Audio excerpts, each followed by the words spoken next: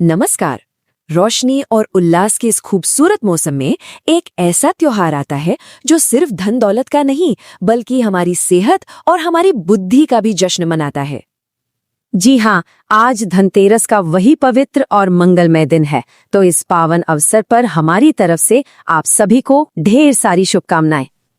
लेकिन कभी सोचा है कि ये त्योहार क्या सिर्फ नए बर्तन या सोना चांदी खरीदने तक ही है, या फिर इसके पीछे अमृत, धन और बुद्धि का कोई बहुत गहरा रहस्य छिपा है? चलिए आज मिलकर इसी रहस्य की परतों को खोलते हैं। इस कहानी की जड़ें बहुत गहरी हैं।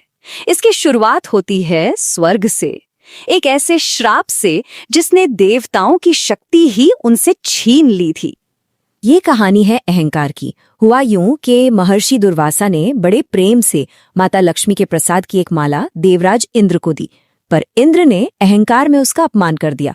फिर क्या था, ऋषि का क्रोध एक श्राप बन गया और उस एक श्राप ने देवताओं से उनकी शक्ति, उनका तेज, उनका सारा ऐश्वर्य सब कुछ छीन लिया। स्वर्ग की चमक जैसे कहीं खोसी गई। और जैसे ही देवताओं को कमजोर होते देखा, असुरों के राजा बलि को मौका मिल गया। उन्होंने सोचा, स्वर्ग पर कब्जा करने का इससे अच्छा समय और क्या होगा। एक भयंकर युद्ध हुआ और शक्तिहीन देवता हारने लगे। उनका अपना स्वर्ग उनके ही हाथों से फिसलता जा रहा था। तब सब कुछ हार चुके देवता भगवान विष्णु की शरण में पहुंचे। भगवान ने उन्हें बताया कि अपनी खोई हुई शक्ति वापस पाने का अब सिर्फ एक ही रास्ता है, और वो है क्षीर सागर का मंथन करके अमृत को पाना। पर यह काम इतना आसान नहीं था। ये अकेले देवताओं के बस का तो बिल्कुल नहीं था। तब भगवान विष्णु के सुझाव पर उन्होंने असुरों से संधि की, उन्हें अमृत का लालच दिया और इस महायज्ञ में साथ मिला लिया। और फिर देवता और असुर दोनों ने मिलकर मंदराचल पर्वत और वासुकी नाग की मदद से समुद्र मंथन शुरू किया। उस मंथन से सबसे पहले निकला भयानक हलाहल विष, जिसे भगवान शिव ने पीकर पूरी सृष्टि की रक्षा की। इसके बाद कामधेनु गाय, उच्चैश्रवा घोड़ा और ऐरावत हाथी जैसे कई दिव्य रत्न निकले। फिर स्वयं देवी लक्ष्मी प्रकट हुईं, जिन्होंने भगवान विष्णु को अपने पति के रूप में चुना। और फिर वो क्षण आया जिसका सदियों से सबको इंतजार था। भगवान धन्वंतरी हाथों में अमृत का कलश लेकर प्रकट हुए। भगवान धन्वंतरी आयुर्वेद के देवता और इस संसार के दिव्य चिकित्सक। जानते हैं वो किस दिन सागर से प्रकट हुए? वो दिन था कार्तिक महीने के कृष्ण पक्ष की त्रयोदशी का, और यही शुभ दिन आज हम धनतेरस के रूप में मनाते हैं। लेकिन रुकिए, धनतेरस की कहानी सिर्फ यहीं तक नहीं है। एक और कथा है जो हमें बुद्धि के असल महत्व को समझाती है। ये कहानी है राजा हिमा के पुत्र की। ज्योतिषियों ने एक भविष्यवाणी की थी कि राजा हिमा के बेटे की मृत्यु ठीक उसके विवाह के चौथे दिन एक सांप के काटने से होगी। ये सुनकर राजा रानी का दिल तो बैठ गया, पर होनी को कौन टाल सकता था। खैर, राजकुमार का विवाह हुआ।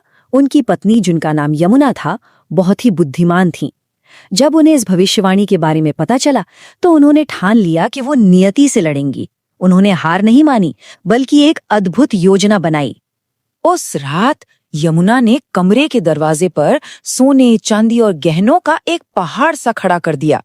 उन्होंने पूरे कमरे को इतने दियों से रोशन कर दिया कि अंधेरे की एक परछाई तक न बचे। और फिर अपने पति को जगाए रखने के लिए वो रात भर मधुर भजन और कहानियां सुनाती रहीं। जब यमराज एक सर्प का रूप लेकर राजकुमार के प्राण लेने आए तो गहनों और दियों की वो चकाचौंध देखकर उनकी आंखें चौंधिया गईं। वो कुछ देख ही नहीं पाए, और फिर यमुना के मधुर संगीत में ऐसे खो गए कि सुबह तक वहीं गहनों के ढेर पर बैठकर भजन सुनते रहे। सूर्योदय होते ही वो बिना राजकुमार को कोई हानि पहुंचाए वापस लौट गए। तो ये जो दो कथाएं हमने सुनी, ये हमें धनतेरस के असली खजानों के बारे में बताती हैं, यानी कि धन, बुद्धि और मन का संतोष। तो फिर असली धन क्या है? क्या वो सिर्फ सोना चांदी है? नहीं, सच्चा धन है स्वास्थ्य रूपी अमृत, गणेश जी से मिली हुई बुद्धि और लक्ष्मी जी से मिली हुई समृद्धि का एक सही संतुलन। शायद इसीलिए हम धन की देवी लक्ष्मी के साथ बुद्धि के देवता भगवान गणेश की भी पूजा करते हैं, क्योंकि बिना बुद्धि के, बिना विवेक के धन विनाशकारी भी हो सकता है। बुद्धि ही तो है जो हमें धन के सही इस्तेमाल का रास्ता दिखाती है। इस दिन जो हम धातु खरीदते हैं वो घर में सकारात्मक ऊर्जा लाने का एक प्रतीक है, ठीक वैसे ही जैसे यमुना के गहनों की चमक ने मृत्यु को लौटा दिया था। और जो दीपक हम जलाते हैं वो सिर्फ बाहर का अंधेरा नहीं बल्कि हमारे अंदर के अज्ञान को भी मिटाते हैं। तो चलिए इस धनतेरस पर सिर्फ खरीदारी नहीं बल्कि इसके इस गहरे अर्थ को समझते हैं और इस सच्चे आशीर्वाद को अपने जीवन में उतारते हैं। आखिर में ये पर्व हमें यही तो याद दिलाता है कि जीवन का सबसे बड़ा खजाना एक अच्छा स्वास्थ्य है, सही फैसले लेने वाली बुद्धि है और जो भी हमारे पास है उसमें संतोष का भाव है। ईश्वर से यही प्रार्थना है कि आप सभी के जीवन में सुख, समृद्धि और अमृत के समान एक लंबी और स्वस्थ आयु हमेशा बनी रहे। शुभ धनतेरस।